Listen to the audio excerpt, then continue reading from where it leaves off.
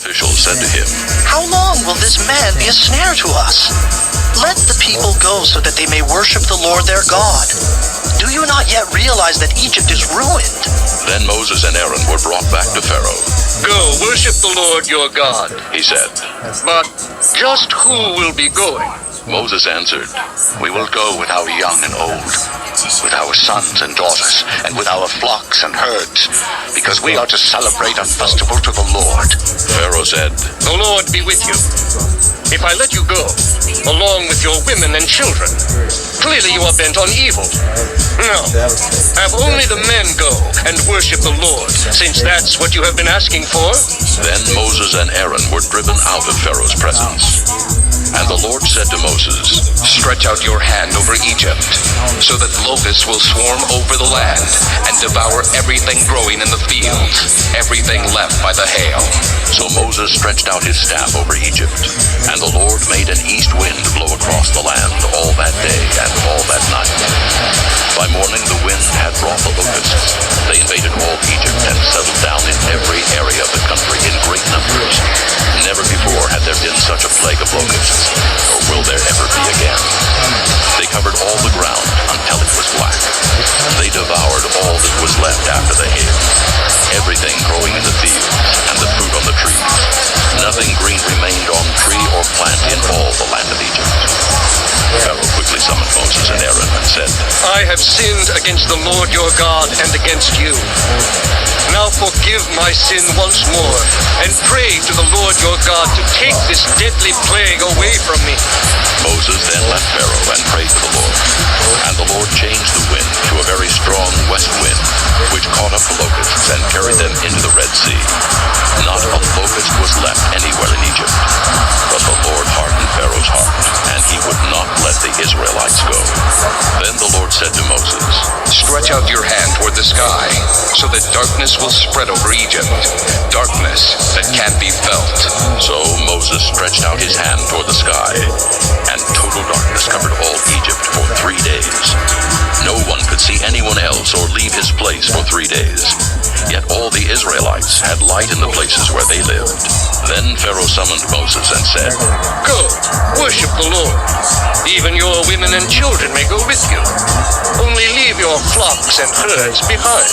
But Moses said, "You must allow us to have sacrifices and burnt offerings to present to the Lord our God. Our livestock too must go with us. Not a hoof is to be left behind. We have to use some of them in worshiping the Lord our God, and until we get there, we will not know what we are to use to worship the Lord." But the Lord hardened Pharaoh's heart, and he was not willing to let them go. Pharaoh said to Moses, "Get out of my sight. Make sure you do not appear before me again. The day you see my face, you will die." "Just as you say," Moses replied. "I will never appear before you again." Chapter 11. Now the Lord had said to Moses, "I will bring one more plague on Pharaoh and on Egypt. After that, he will let you go from here. And when he does, he will drive you out completely. Tell the people that men and women alike are to ask their neighbors for articles of silver and gold." The Lord made the Egyptians favorably disposed toward the people, and Moses himself was highly regarded in Egypt by Pharaoh's officials and by the people. So Moses said, "This is what the Lord says. About midnight, I will go throughout Egypt. Every firstborn son in Egypt will die, from the firstborn son of Pharaoh, who sits on the throne, to the firstborn son of the slave girl, who is at her handmill, and all the firstborn of the cattle as well. There will be loud wailing throughout Egypt, worse than there has ever been or ever will be again. Among the Israelites, not a dog will bark at any man or animal. Then you will know that the Lord makes a distinction between Egypt and Israel. All these officials of yours will come to me, bowing down before me and saying, 'Go you and all the people who follow you.'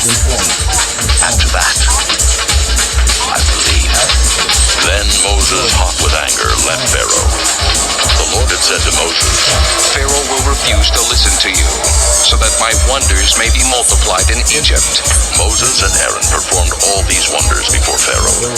But the Lord hardened Pharaoh's heart, and he would not let the Israelites go out of his country. Chapter 12. The Lord said to Moses and Aaron in Egypt, This month is to be for you the first month of your year. Tell the whole community of Israel that on the 10th day of this month, each man is to take a lamb for his family, one for each household. If any household is too small for a whole lamb, they must share one with their nearest neighbor, having taken into account the number of people there are.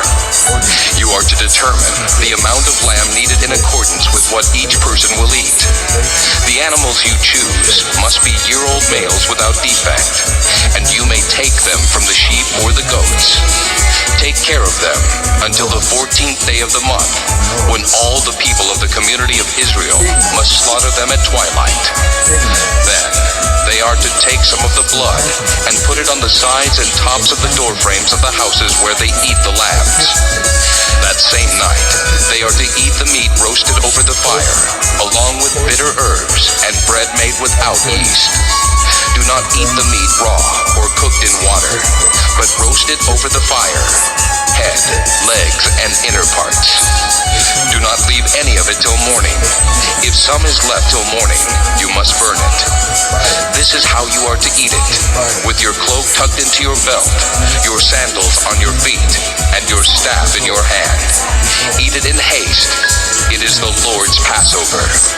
On that same night, I will pass through Egypt and strike down every firstborn, both men and animals. And I will bring judgment on all the gods of Egypt. I am the Lord. The blood will be a sign for you on the houses where you are. And when I see the blood, I will pass over you. No destructive plague will touch you when I strike Egypt. This is a day you are to commemorate. For the generations to come, you shall celebrate it as a festival to the Lord, a lasting ordinance. For 7 days, you are to eat bread made without yeast. On the first day, remove the yeast from your houses. For whoever eats anything with yeast in it, from the first day through the 7th, must be cut off from Israel. On the first day, hold a sacred assembly, and another one on the 7th day. Do no work at all on these days, except to prepare food for everyone to eat. That is all you may do. Celebrate the Feast of Unleavened Bread, because it was on this very day that I brought your divisions out of Egypt.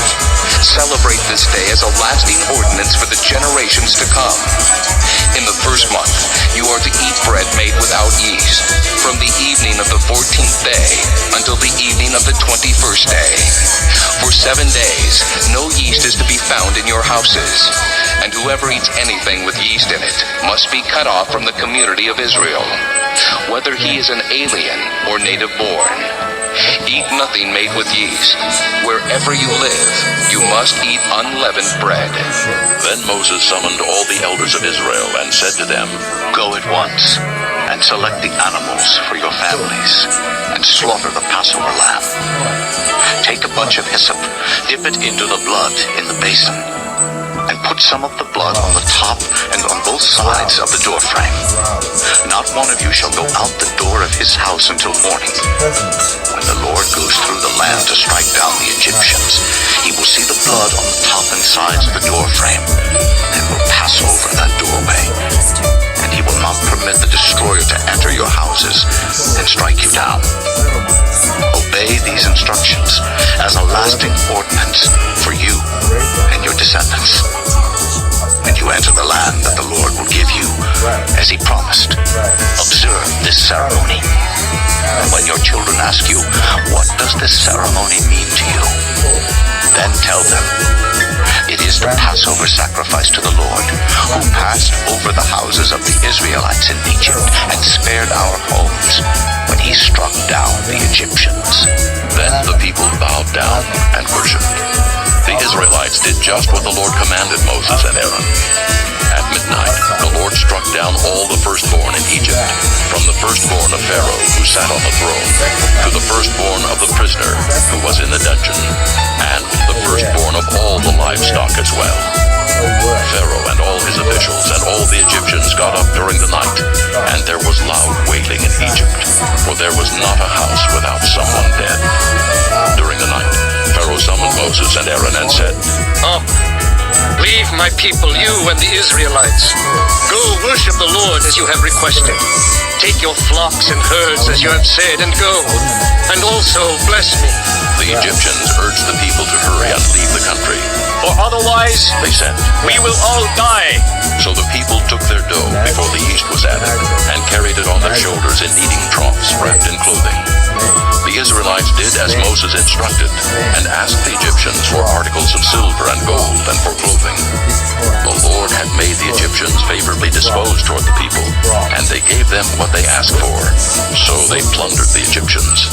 The Israelites journeyed from Ramesses to Succoth. There were about 600,000 men on foot, besides women and children.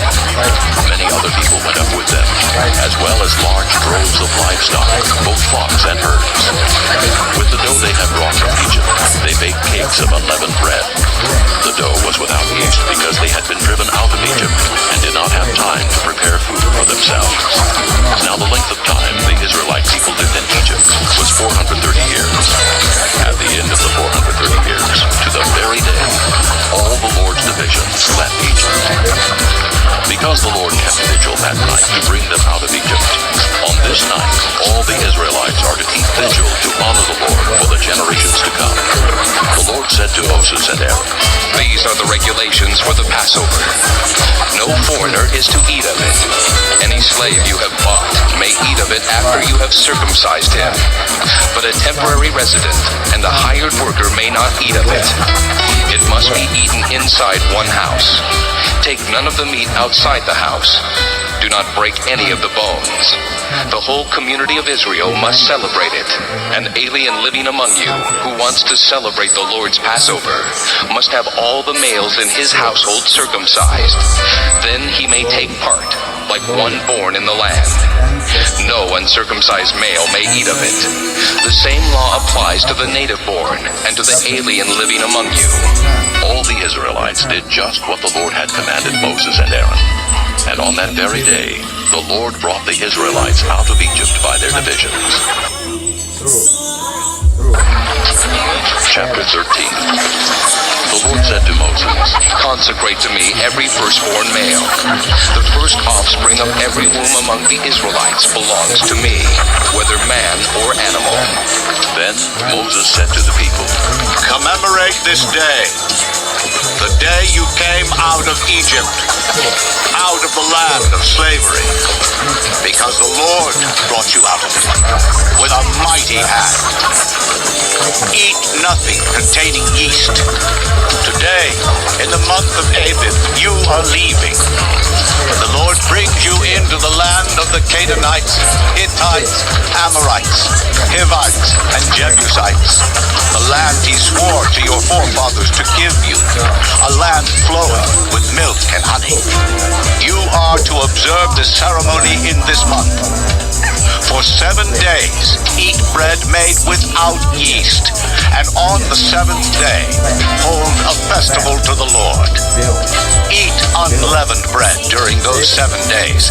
Nothing with yeast in it is to be seen among you, nor shall any yeast be seen anywhere within your borders. On that day, tell your son, I do this because of what the Lord did for me when I came out of Egypt.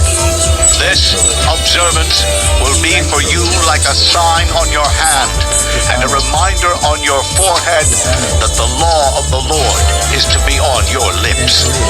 For the Lord brought you out of Egypt with his mighty hand.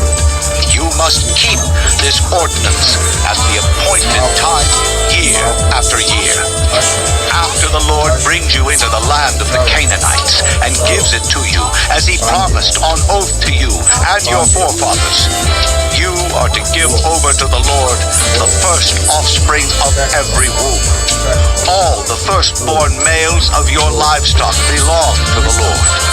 Redeem with the lamb, every firstborn donkey.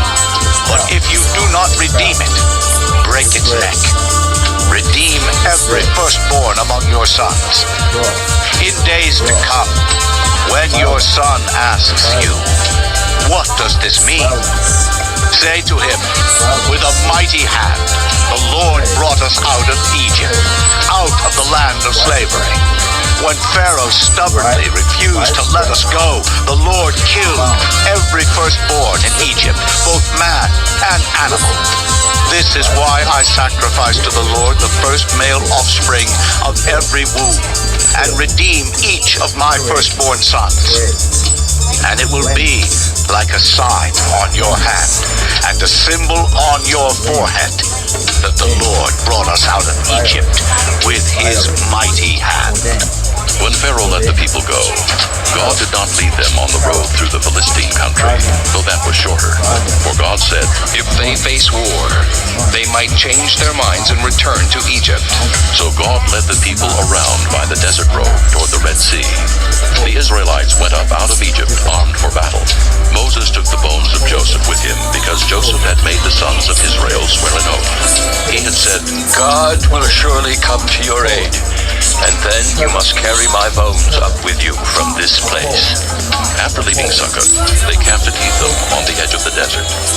By day the Lord went ahead of them in a pillar of cloud to guide them on their way, and by night in a pillar of fire to give them light, so that they could travel by day or night. Neither the pillar of cloud by day, nor the pillar of fire by night left its place in front of the people. Chapter 14. Then the Lord said to Moses, Tell the Israelites to turn back and encamp near Pi-hahiroth, between Migdol and the sea. They are to encamp by the sea, directly opposite Baal-zephon. Pharaoh will think the Israelites are wandering around the land in confusion, hemmed in by the desert. And I will harden Pharaoh's heart, and he will pursue them. But I will gain glory for myself through Pharaoh and all his army, and the Egyptians will know that I am the Lord. So the Israelites did this. When the king of Egypt was told that the people had fled, Pharaoh and his officials changed their minds about them and said, What have we done? We have let the Israelites go and have lost their services. So he had his chariot made ready and took his army with him. He took 600 of the best chariots, along with all the other chariots of Egypt, with officers over all of them. The Lord hardened the heart of Pharaoh, king of Egypt, so that he pursued the Israelites who were marching out boldly. The Egyptians, all Pharaoh's horses and chariots, horsemen and troops, pursued the Israelites and overtook them as they camped by the sea near Pi-hahiroth, opposite Baal-zephon. As Pharaoh approached, the Israelites looked up, and there were the Egyptians marching after them. They were terrified and cried out to the Lord. They said to Moses, Was it because there were no graves in Egypt that you brought us to the desert to die? What have you done to us by bringing us out of Egypt? Didn't we say to you in Egypt, leave us alone, let us serve the Egyptians? It would have been better for us to serve the Egyptians than to die in the desert. Moses answered the people, Do not be afraid. Stand firm, and you will see the deliverance the Lord will bring you today. The Egyptians you see today, you will never see again. The Lord will fight for you. You need only to be still. Then the Lord said to Moses, Why are you crying out to me? Tell the Israelites to move on. Raise your staff and stretch out your hand over the sea to divide the water, so that the Israelites can go through the sea on dry ground. I will harden the hearts of the Egyptians, so that they will go in after them. And I will gain glory through Pharaoh and all his army, through his chariots and his horsemen.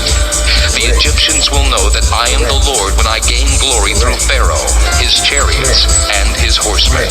Then the angel of God, who had been traveling in front of Israel's army, withdrew and went behind them. The pillar of cloud also moved from in front and stood behind them, coming between the armies of Egypt and Israel. Throughout the night the cloud brought darkness to the one side and light to the other side, so neither went near the other all night long. Then Moses stretched out his hand over the sea, and all that night the Lord drove the sea back with a strong east wind and turned it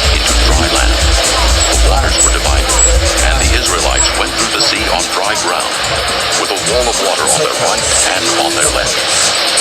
The Egyptians pursued them, and all Pharaoh's horses and chariots and horsemen followed them into the sea. During the last watch of the night, the Lord looked down from the pillar of fire and cloud at the Egyptian army, and threw it into confusion. He made the wheels of their chariots come off, so that they had difficulty driving. And the Egyptians said, Let's get away from the Israelites. The Lord is fighting for them against Egypt. Then the Lord said to Moses, Stretch out your hand over the sea, so that the waters may flow back over the Egyptians and their chariots and horsemen. Moses stretched out his hand over the sea, and at daybreak the sea went back to its place. The Egyptians were fleeing toward it, and the Lord swept them into the sea. The water flowed back and covered the chariots and horsemen, the entire army of Pharaoh that had followed the Israelites into the sea. Not one of them survived. But the Israelites went through the sea on dry ground, with a wall of water on their right and on their left.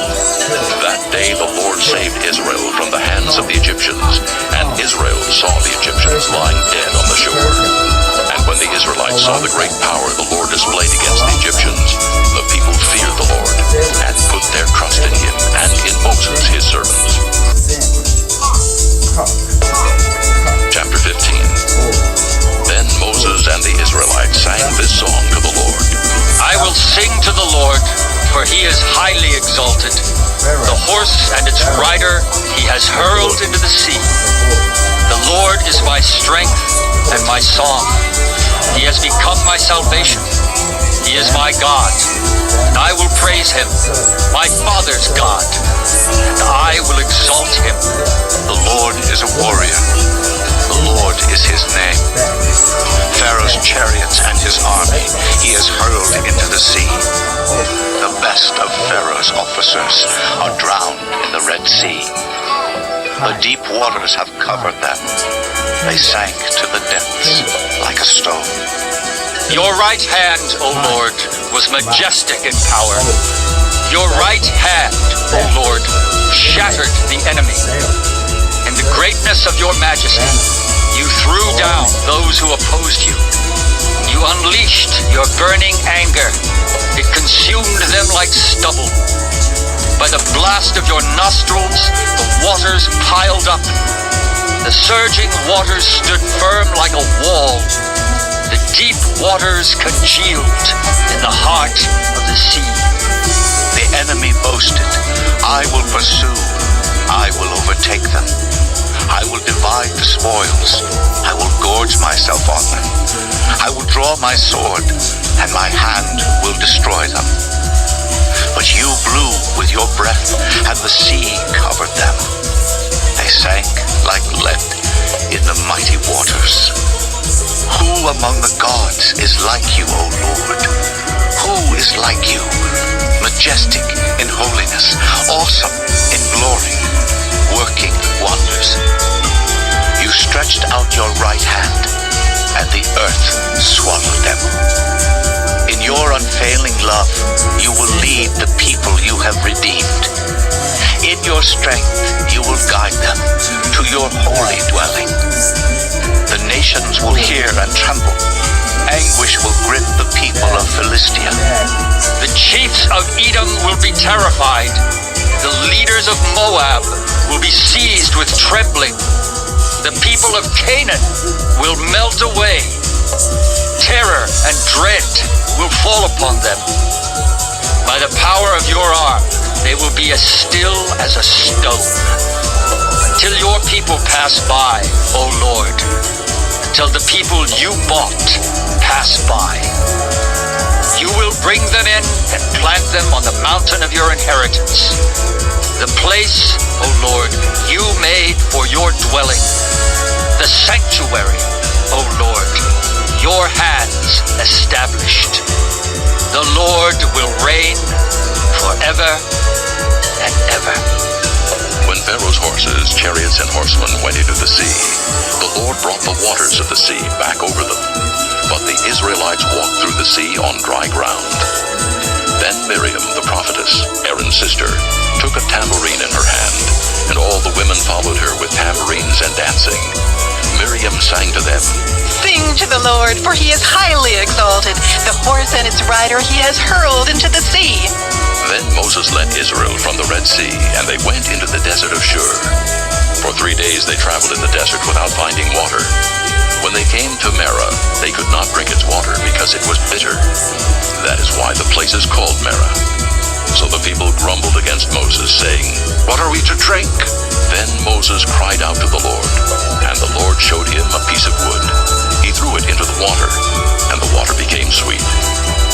There the Lord made a decree and a law for them, and there he tested them. He said, If you listen carefully to the voice of the Lord your God, and do what is right in his eyes, if you pay attention to his commands and keep all his decrees, I will not bring on you any of the diseases I brought on the Egyptians, for I am the Lord who heals you. Then they came to Elim, where there were 12 springs and 70 palm trees, and they camped there near the water. Chapter 16. The whole Israelite community set out from Elim and came to the desert of Sin, which is between Elim and Sinai, on the 15th day of the 2nd month after they had come out of Egypt. In the desert, the whole community grumbled against Moses and Aaron. The Israelites said to them, If only we had died by the Lord's hand in Egypt. There we sat around pots of meat and ate all the food we wanted. But you have brought us out into this desert to starve this entire assembly to death. Then the Lord said to Moses, I will rain down bread from heaven for you. The people are to go out each day and gather enough for that day. In this way I will test them and see whether they will follow my instructions. On the 6th day, they are to prepare what they bring in, and that is to be twice as much as they gather on the other days. So Moses and Aaron said to all the Israelites, In the evening you will know that it was the Lord who brought you out of Egypt. And in the morning you will see the glory of the Lord, because he has heard your grumbling against him. Who are we that you should grumble against us? Moses also said, You will know that it was the Lord, and he gives you meat to eat in the evening, and all the bread you want in the morning, because he has heard your grumbling against him. Who are we? You are not grumbling against us, but against the Lord. Then Moses told Aaron, Say to the entire Israelite community, Come before the Lord, for he has heard your grumbling. While Aaron was speaking to the whole Israelite community, they looked toward the desert, and there was the glory of the Lord appearing in the cloud. The Lord said to Moses, I have heard the grumbling of the Israelites. Tell them, at twilight you will eat meat, and in the morning you will be filled with bread. Then you will know that I am the Lord your God. That evening, quail came and covered the camp, and in the morning there was a layer of dew around the camp. When the dew was gone, thin flakes like frost on the ground appeared on the desert floor. When the Israelites saw it, they said to each other, What is it? For they did not know what it was. Moses said to them, It is the bread the Lord has given you to eat. This is what the Lord has commanded.